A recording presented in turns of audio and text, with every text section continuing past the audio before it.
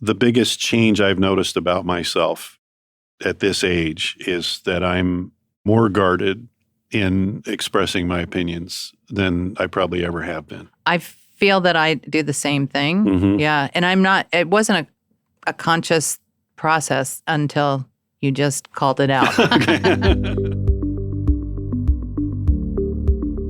I'm Jim Hessler, and this is Path Forward, Real Conversations about Leadership. In every episode, we're having real conversations with real people about real issues, about the journey, about the challenges, about the joys. One thing leaders believe is that no matter what the circumstances, no matter what the challenges, no matter how confusing or difficult things are, there's always a path forward. Leadership is a very creative process if you're doing it well. For the past 21 years, we've been teaching leadership primarily through the process of great conversations. My guest today is Jodi. Jodi's a nurse practitioner in the pharmaceutical industry. She moved from a clinical setting to big pharma 8 years ago, and for the last 5 years, she's been in a leadership role where she's now managing direct reports. We're going to talk about coming to leadership later in life, finding your way in a volatile industry, and some of the subtle ways that ageism shows up in the workplace. Jodi, thanks for being on Path Forward. My pleasure. Moving from a hospital setting to working in the pharmaceutical industry, that's probably a big shift. It is. So I think that, part of what led me in that direction was I, got my master's. I became a nurse practitioner. I was sort of an independent practitioner, but working with a team. Mm-hmm. And then I went back and got my doctorate. And every time I went back to school, it rounded out that education of clinical systems, clinical effectiveness. More of a systemic point of view, right? Yes. And so I sort of wanted my role to evolve as I evolved, educationally. And that wasn't happening as long as I stayed in the hospital system. Mm-hmm. So I had been a speaker for pharmaceutical companies over the years and always enjoyed it. And it was an opportunity to get in front of young nurses and educate. And I didn't have that as a young nurse. I didn't have those resources. So I really loved it. Yeah. And so the pull. So you wanted to expand your circle of influence. Exactly. You wanted to have a bigger impact. Yeah. How's that worked out? Oh, I think that it was a happy move. I can tell you the quality of my life has improved about 1,000%. Not working the late shifts and things like that. There are no emergencies, right? There is never an emergency. And I didn't even know how much that stress was affecting me until it wasn't there. Mm-hmm. It's amazing what we can get used to, isn't it? Yes. And we don't even know that we're used to it until we step out of it and compare it with something different. So now here you are. You have some questions about the future. So tell me how you're framing those questions. What are the questions you're asking yourself? So just how volatile this sort of workforce is in pharma. People change and move all the time. And even less than a year. Like when I was a brand new nurse, they're like, don't quit your first job until you've been there at least a year because it starts to look like you jump around. Mm-hmm. And I still see applicants with resumes that reflect that activity. And I come from a place where I thought loyalty was a value that everybody held, including your employer. Mm-hmm. And I've just learned over the years that that's not true. And so it doesn't matter how hard you work or how smart you work necessarily. It's not enough. And it's like, so how do I maintain this until I'm ready to leave? And how do I make myself visible in a company that's large and when there's constant change? So just to give you the most recent example is that I led a team that was disbanded a year ago, December, because they decided that the education that we were providing customers, nurses, physicians, pharmacists, was no longer needed because the drug had been out for about 4 years.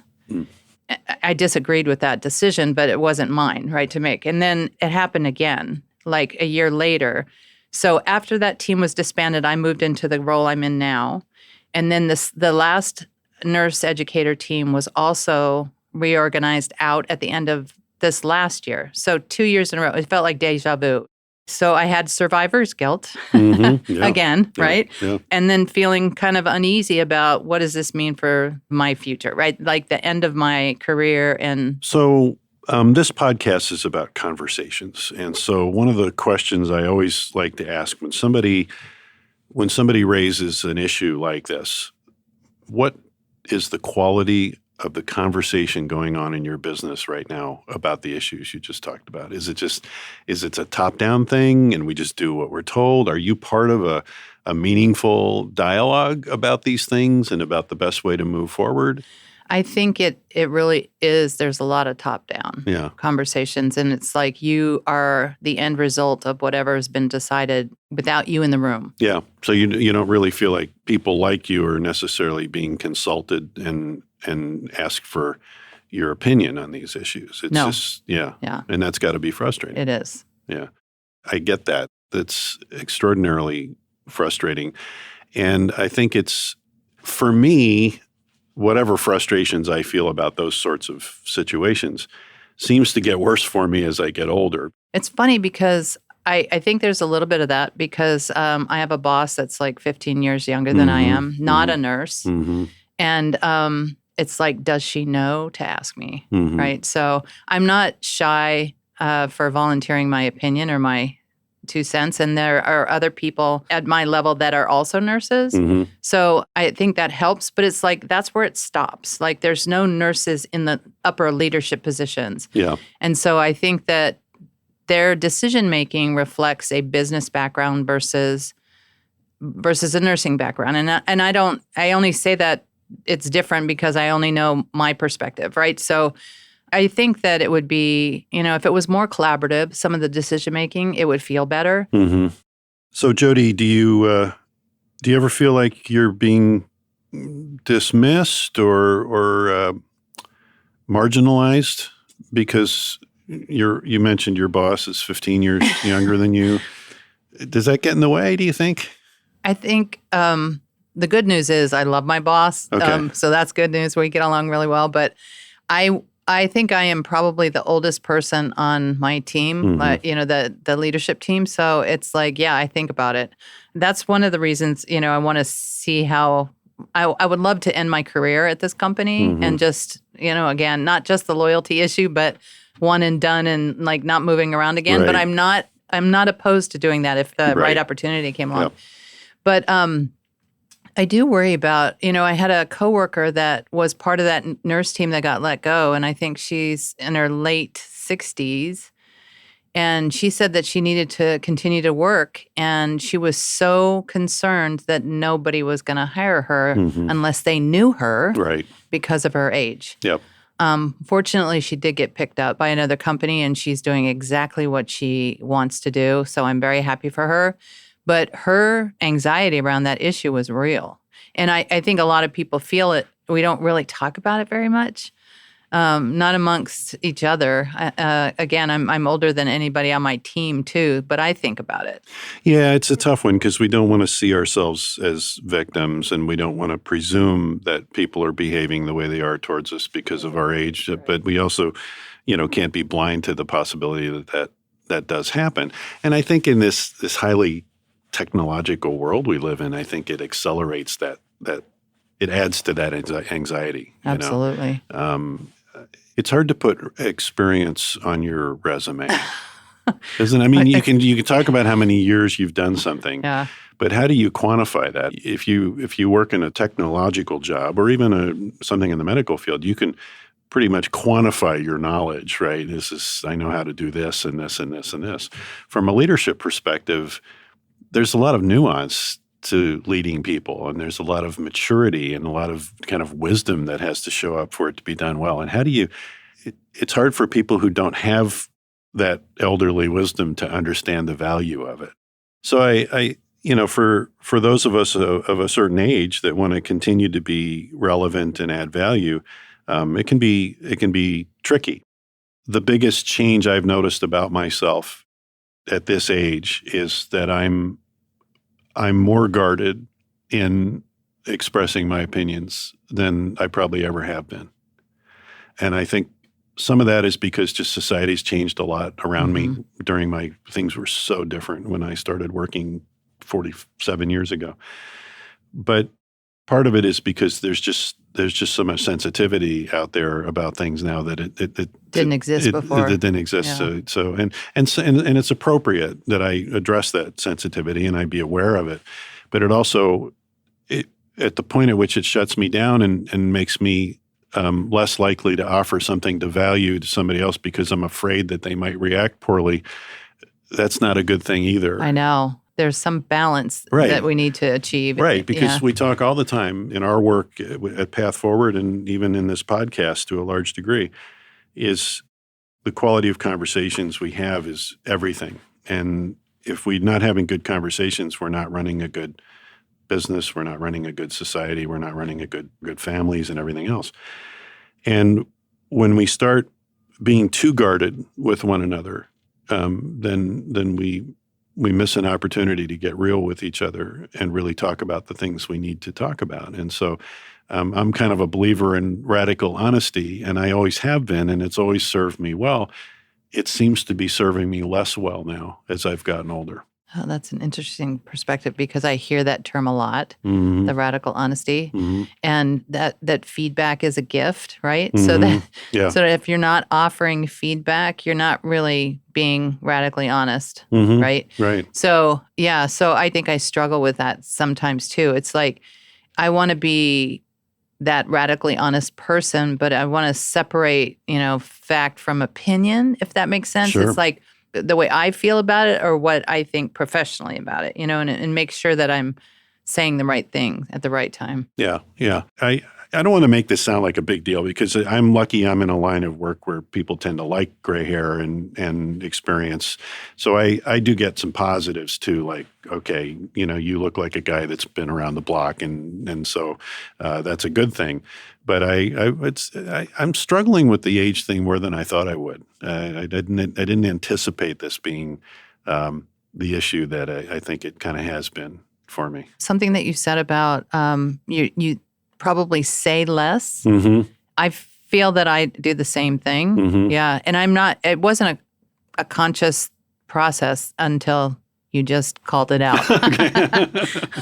Yeah. Because I just think that I'm worried about all the sensitivities. I'm trying to say the right thing. I want it to be meaningful. I want it to land well. All those things. It's like it's a good thing, right? It's necessary. It's intelligent to approach things that way. But it also causes that internal pause that, slows things down, and maybe you miss opportunities by doing that. I don't know. Yeah, and also I think where I find it difficult is when I call people back to a more traditional value. You mentioned earlier, if you're going to take a job, try to stick around for a while, just to pay off your employer's investment in you and to learn whatever you can in that new job. That's that's old school wisdom now, isn't it? If people don't really buy into that idea, one of the really dramatic things that's changed over the 20 some years now that I've been doing this work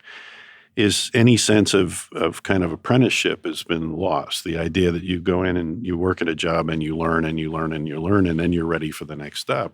And people, partly because of demographics, I mean, I know my children are in their early 40s. There are fewer people who are age 42 than there are people my age, which is 66. So they've, partly because of that demographic, they've been able to advance in the workforce more quickly than I did, right? And so they don't have the same sense of you go in, you put in your time, maybe you put up with some stuff that you'd rather not put up with. Maybe you get bounced around a little bit, but that's part of a meaningful career. And now everybody wants the the perfect job, and they're out there marketing themselves to find the perfect employer. And I don't know. I feel like I just constantly wanting to tell people there is no perfection. You just do the best you can, and you need to find more and more joy and value and purpose in what you are doing instead of always thinking about something else. But see, that's an example of something I feel like when I say that, I'm just labeling myself as an old person. And I totally understand you. I know you do. So you and I could have a great Right. conversation, right? But how do I tell somebody that's 35 that's Yeah. really ambitious that, you're probably just not ready to take on an executive role yet? So I think we're in kind of an in-between period here societally. I was going to get my sociology hat on for a second. We're all living longer, right? So I'm 66, as I mentioned. I have every reasonable expectation now of living another 25 years, right? I mean, it's not unusual now to see 90-year-old people still active doing things. Warren Buffett is 92 years old. But I don't know that we figured out how to incorporate all that talent and all that wisdom and all that energy that still exists with people in their 60s, 70s, and even 80s, and how to create value out of it. Yeah. And everything seems pointed sometimes to me. And again, maybe this is my fear of aging showing up, but everything seems pointed towards the younger, the younger entrepreneurs and the younger kind of energetic thinkers, right? And wait a minute, we're not done yet. I know. I think the energy is is outweighed by the experience, right? And in those younger generations, and it's kind of the reverse. As you age, you maybe have less energy, but all of this experience that should count for something. There should be a happy medium in there somewhere, and I don't know what it is. Yeah. How do we combine the youthful energy with the Experience. The experience and wisdom of the older people? I don't think we figured that one out yet. Path Forward is proud to offer the Path Forward Leadership Workshop, a 15-month program for leaders at any level of your organization. The workshop's a deep experiential dive into what it means to think and act as a leader. It's facilitated in small cohorts and focuses on creating changes in approach and behavior that not only develop the capabilities of individual leaders, but also accrues immediate benefit to the company's cultural well-being and financial performance. The workshop follows our acclaimed leadership platform model, as outlined in our book, Land on Your Feet, Not on Your Face. This is an approach to leadership that requires accountability and focus. If you have an appetite for a powerful and transformative development experience, you can find more information about our workshop and arrange for an initial conversation with me through our website, pathforwardleadership.com. What, if anything, might you be able to do to make this job feel new? Is there a new initiative that you could champion? Is there a different relationship with senior leadership so you can expand your level of influence? What can you do to maybe create a new vision around the job that you do have? I think that those options are there. I think I have to figure out what where I would want to go or what I'd want to learn within the company. So they offer what they call secondaments, and that was all new to me too, because that wasn't anything we did in a clinical setting.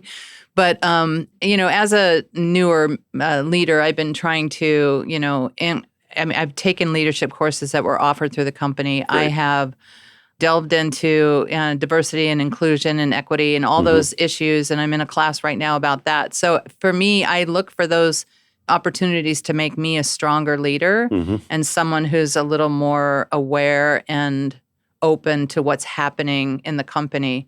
I think that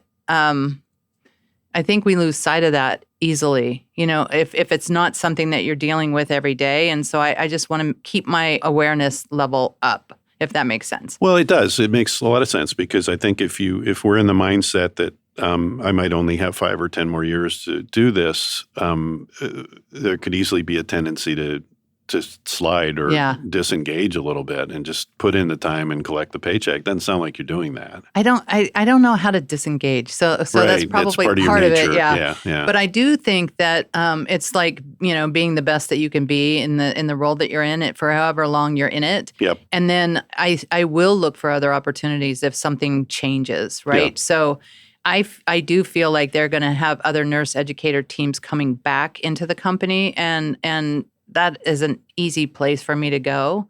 Do you have an idea of what your absolute dream job would be within the company that you currently work for? Wow.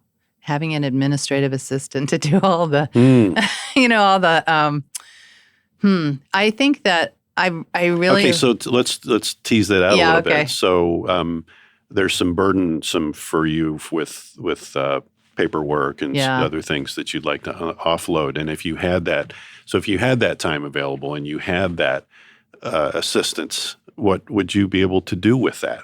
How would that change your job and make you more effective at what you do?